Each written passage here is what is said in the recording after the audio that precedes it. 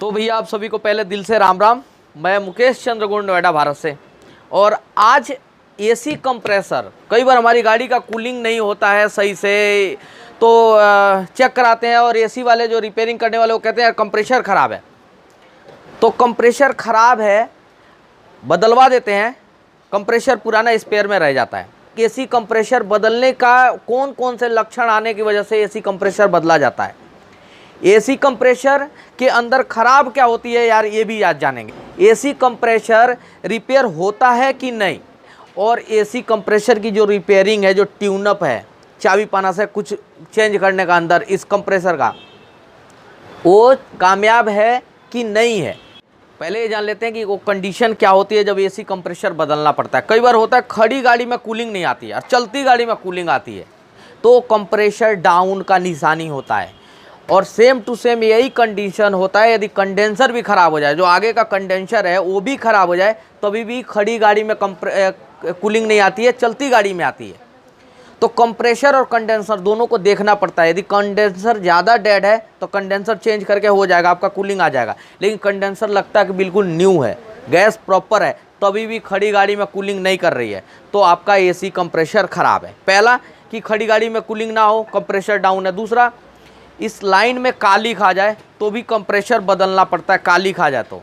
तीसरा, यदि लीकेज हो, कहीं से लीक कर जाए, गैस लीक करे एसी कंप्रेसर से, तो भी बदलने का चांस होता है एसी कंप्रेसर को। और चौथा, यदि एसी कंप्रेसर में भी आवाज़ आ जाए, ज़्यादा साउंड आ जाए, नॉइज आ जाए बहुत ज़्यादा, तो उस कंडीशन में इसे बदलने की ज़रूरत पड़ती है एसी कंप्रेसर को। ठीक है, अब ये जान लेते हैं कि बदलते हैं जो कंप्रेसर, तो उसमें ख़राब क्या होती है। तो पास में लेके आओ, हम इसको बखेर के देखेंगे कि इसके अंदर ख़राब क्या क्या चीज़ें होती है, किस कंडीशन में ख़राब होता है। तो थोड़ा पास में लेके आओ ज़रा, और थोड़ी डिटेल में बात करते हैं। देखो, एसी कंप्रेसर बैरिंग ख़राब हो जाए, ये वाला पुल्ली का, तो ये चेंज हो जाता है, बैरिंग बदलने की ज़रूरत नहीं कंप्रेसर को। ये क्लच होता है, ये मैग्नेट क्लच है, चूँकि ये चिपकाता है, जैसे वोल्टेज पाएगा ये चिपक जाता है मैग्नेट। तो मेन सापट है, और कंप्रेसर का मेन सापट है, ये काम करने लगता है, इंजन के साथ घूमने लगता है। तो ये क्लच ख़राब हो जाए तो भी ये क्लच चेंज हो जाता है बाहर से, यानी क्लच और बैरिंग, ये पुल्ली ख़राब हो जाए तो ये चेंज हो जाता है, ना कि हमारा कंप्रेसर चेंज करना पड़ता है। तो ये कंप्रेसर चूँकि, और ये सेक्शन पाइप है, यानी गैस इधर से आता है और इसके अंदर कंप्रेस होता है गैस, और उस कंप्रेस करके, इसीलिए कंप्रेसर नाम पड़ा है। इस सेक्शन पाइप से गैस आता है, लो लाइन कंप्रेस करता है गैस को, और प्रेशर के साथ आउटपुट देता है, ये वाले लाइन। तो कभी भी सेक्शन पाइप थोड़ा मोटा होता है, एग्जॉस्ट पाइप पतला होता है, ये बाहर निकलने वाला पाइप है, थोड़ा छोटा ही रहता है, ध्यान रखना। हार्ड होता है, कई बार ये नहीं खुलता है, ये खुल गया।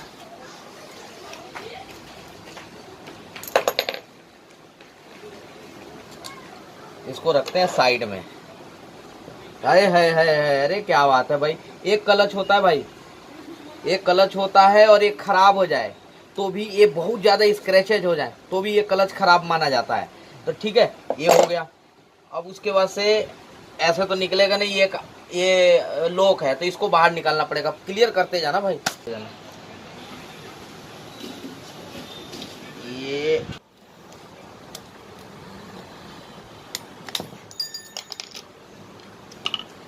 ध्यान देना होता है, आँख वाँख पे ना लग जाए। इसको रखता हूँ मैं यहाँ, बोल्ट को रखता हूँ यहाँ।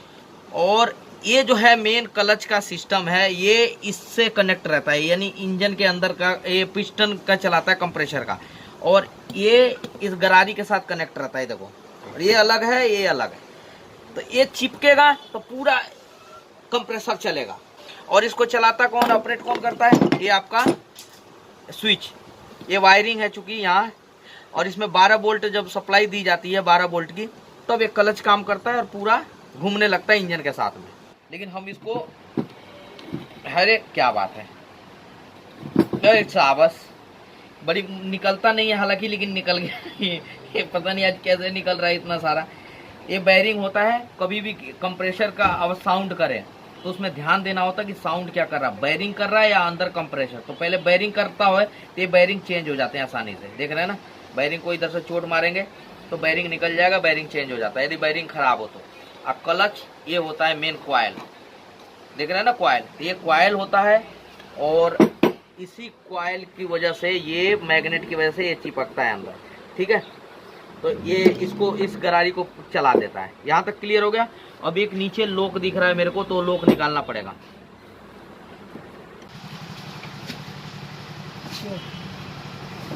अरे उधर एक सॉकेट भाई, हाँ? एक सॉकेट तो सॉकेट, ये लो, इसके लॉक बाहर निकाल दी।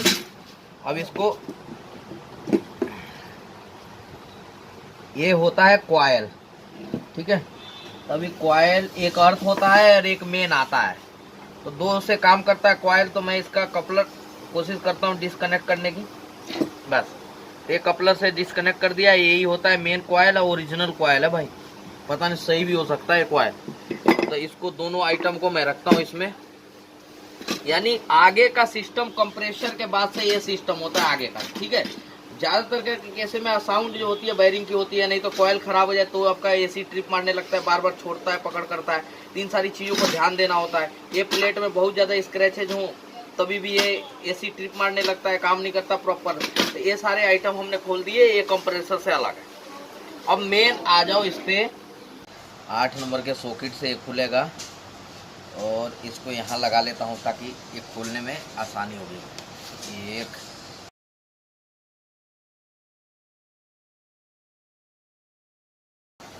ये बोल्ट पे देख रहे हैं मामला कुछ गड़बड़ सा ऑयल सा आ रहा है बोल्ट पे कुछ ऑयल सा आ रहा है, काली सी आ रही है मेरे को। एक केस है और इसको मैं रखता हूँ साइड में।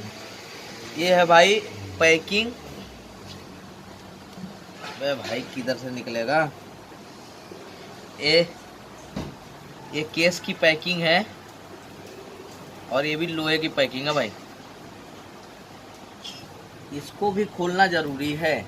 और ये आइटम खुल गया नीचे से, ये दिखाओ सिलेंडर हेड, सिलेंडर हेड खुल गया भाई। बोल्ट खोला और सिलेंडर हेड की ये पैकिंग, क्या बात है। ठीक, सिलेंडर हेड, ये सील देखा, सापट की सील है अंदर, सापट की सील लीक करती है ज़्यादातर केसेज में जब गैस बार बार कंप्रेसर से लीक होता है, तो ये सापट की सील लीक करती है। ये छोटा बोल्ट है, इसको रखो साइड में, क्योंकि जो है ये छोटे वाले से कहानी बनती नहीं है।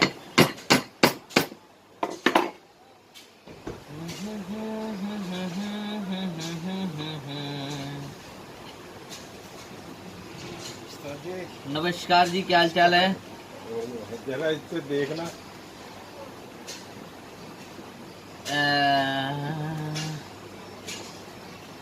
ये भाई हमने खोल दी सिलेंडर हेड।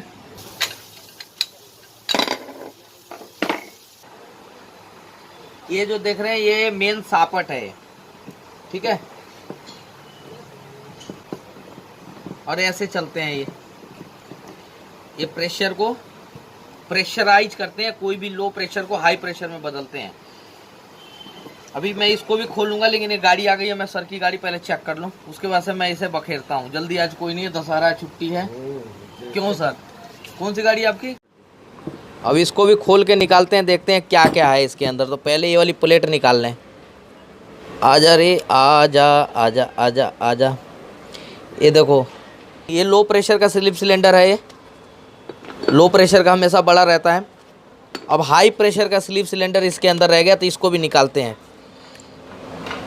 अरे तेरी यार, अरे तेरी यार, हो भाई क्या था मामला यार। तो हमने भाई बटोर लिए, चूँकि बिखर गया था ये आइटम, ठीक है।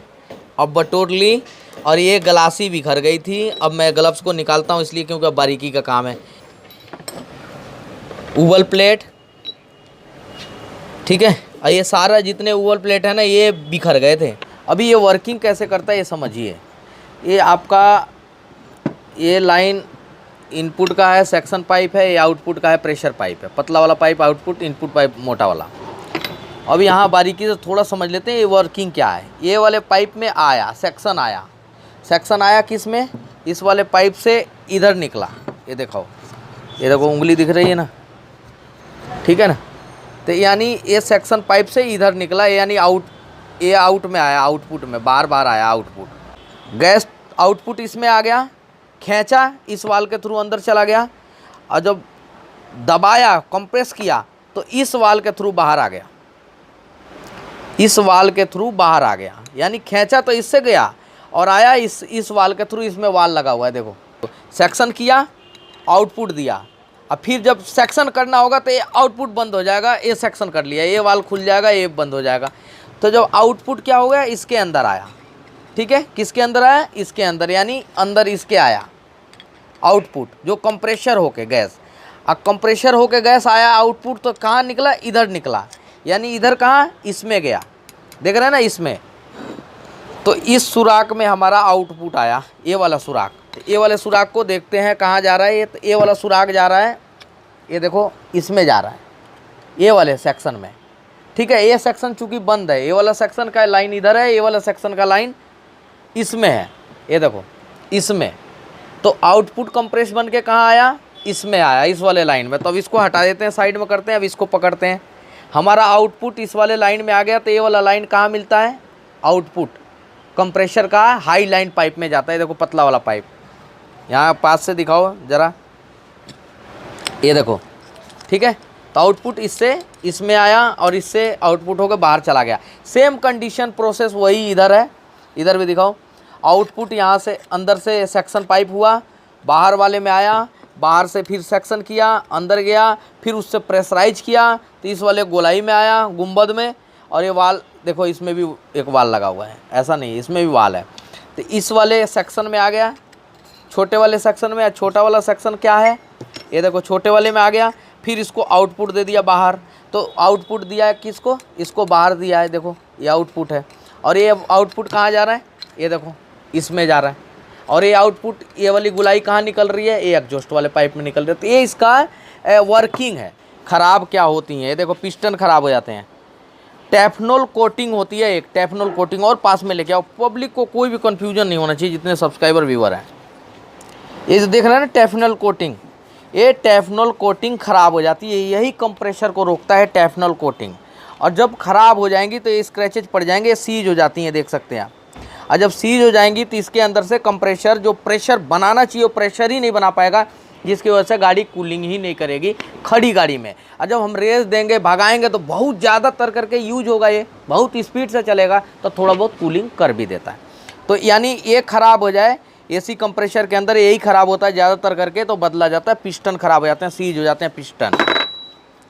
ये भी सीज हुआ पड़ा है पिस्टन, ये भी सीज हुआ पड़ा है पिस्टन। तो ये पूरा टैफनॉल कोटिंग, ये देख सकते हैं, एक स्पेशल टैफनॉल कोटिंग देता है, जिसकी वजह से कंप्रेशर पूरा लीक ना करे।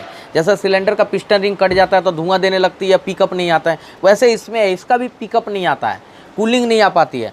तो ये पिस्टन सीज हो जाए तब कूलिंग नहीं आती है, स्लीव इसके सीज हो जाए तब। ये जो स्लीव है इस पर बहुत सारे लाइनें हैं, तो पास में थोड़ा करके दिखा लो। ये स्लीव सीज हो जाए तो भी ये ख़राब हो जाता है, ख़राब माना जाता है। थोड़ा दूर करो। ये सील लीक कर जाए तो गैस लीक कर जाएगा, तभी भी कूलिंग काम नहीं करेगा। ये जो वाल है, इसके वाल ख़राब हो जाएंगे, या फिर वाल की सील ख़राब हो जाएगी तो भी प्रॉपर काम नहीं करेगा। और क्या है, ये स्लीव है, ये हाई या लो लाइन की दोनों की। तो ये तो ख़राब होने से, ये कंप्रेशर में ये आइटमें ख़राब होती हैं, जिसकी वजह से बदला जाता है।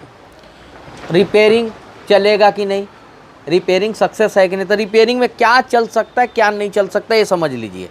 एक बार कंप्रेशर खुल गया तो सबसे बड़ा जो चुनौती रहता है रिपेयरिंग में, वो लीकेज का रहता है।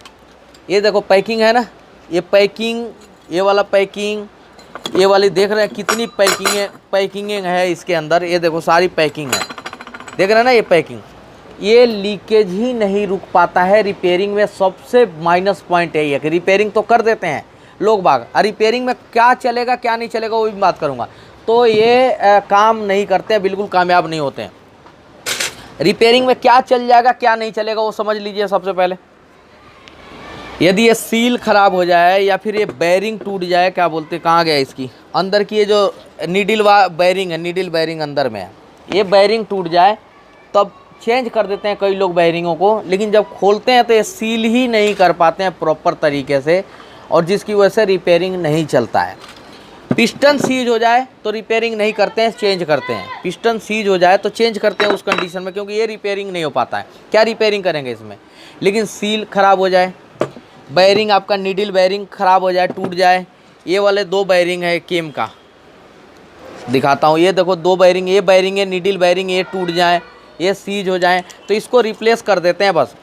तो रिपेयरिंग सक्सेस इसीलिए नहीं होता क्योंकि माइनस पॉइंट रिपेयरिंग में वो कामयाब ही नहीं हो पाता है। अरे कौन है, ओ छोटू थोड़ा थम जाए यार, उधर जाकर बजा लिए, मेले का टाइम है ना, बच्चे बजा रहे हैं पूं पूं करके, तो ये लीकेज नहीं रुक पाता है, इसलिए रिपेयरिंग सक्सेस नहीं है, चलेगी ही नहीं, रिपेयरिंग चलेगा नहीं। तो ये एसी का कुछ सिस्टम रहा, हमने ज़िंदगी में पहली बार खोली, हमने समझा इसको कि आखिर क्यों लोग बाग चेंज कर देते हैं।